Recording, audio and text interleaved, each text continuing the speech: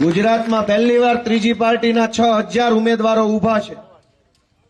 પહેલા તો ભાજપે એવી કોશિશ કરી કે અમને ઉમેદવાર ન મળે, એટલે જેને અમે તૈયાર કર્યા હોય ઉમેદવારી બનાવવા માટે એના ઘરે શરૂઆતમાં ભાજપના માણસો, ક્યાંક પોલીસ, ક્યાંક ગુંડા, ક્યાંક જ્ઞાતિના આગેવાનો, એને જઈને ડરાવવા ધમકાવવાનું કોશિશ કરીને કેટલાક મક્કમ મનના મનોબળવાળા માણસો તૈયાર થયા અને અમે ઉમેદવાર બનાવ્યા।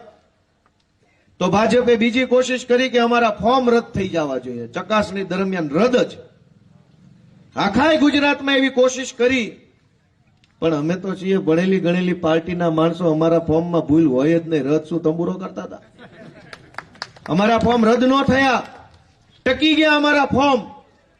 તો પછી એને ત્રીજા નંબરનું આયોજન કર્યું કે ઉમેદવારોએ ફોર્મ ભરી દીધા, ફોર્મ રદ ન થયા, તો હવે ઉમેદવારોને ડરાવી ધમકાવી ફોર્મ પાછા ખેંચાવવાની કોશિશ કરીએ।